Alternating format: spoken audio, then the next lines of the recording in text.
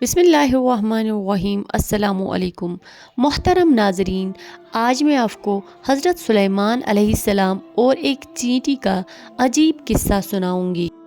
حضرت سلیمان علیہ السلام نہر کے کنارے بیٹھے ہوئے تھے کہ ان کی نگاہ ایک چینٹی پر پڑی جو گیہوں کا ایک دانہ لے کر نہر کی طرف جا رہی تھی۔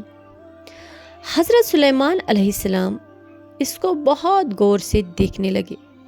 جب چینٹی پانی کے قریب پہنچی تو اچانک ایک مینڈک نے اپنا سر پانی سے نکالا اور اپنا منہ کھولا تو یہ چینٹی اپنے دانے کے ساتھ اس کے منہ میں چلی گئی۔ مینڈک پانی میں داخل ہو گیا اور پانی میں ہی بہت دیر تک رہا۔ سلیمان علیہ السلام اس کو بہت غور سے دیکھتے رہے۔ ذرا ہی دیر میں مینڈک پانی سے نکلا اور اپنا منہ کھولا تو چینٹی باہر نکلی، البتہ اس کے ساتھ دانہ نہ تھا۔ حضرت سلیمان علیہ السلام نے اس کو بلا کر معلوم کیا کہ ماجرا کیا تھا اور وہ کہاں گئی تھی۔ اس نے بتایا کہ اے اللہ کے نبی، آپ جو نہر کی تہہ میں ایک بڑا کھوکھلا پتھر دیکھ رہے ہیں، اس کے اندر بہت سے اندھے کیڑے مکوڑے ہیں۔ اللہ تعالیٰ نے ان کو وہاں پر پیدا کیا ہے اور وہ وہاں سے روزی تلاش کرنے کے لیے نہیں نکل سکتے۔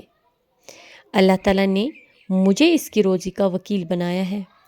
میں اس کی روزی کو اٹھا کر لے جاتی ہوں اور اللہ نے اس مینڈک کو میرے لیے مسخر کیا ہے تاکہ وہ مجھے لے کر جائیں۔ اس کے منہ میں ہونے کی وجہ سے پانی مجھے نقصان نہیں پہنچاتا۔ وہ اپنا منہ بند پتھر کے سوراخ کے سامنے کھول دیتا ہے۔ میں اس میں داخل ہو جاتی ہوں۔ جب میں اس کی روزی اس تک پہنچا کر پتھر کے سوراخ سے اس کے منہ تک آتی ہوں تو مینڈک مجھے منہ سے باہر نکال دیتا ہے۔ حضرت سلیمان علیہ السلام نے کہا، کیا تو نے ان کیڑوں کی کسی تسبیح کو سنا؟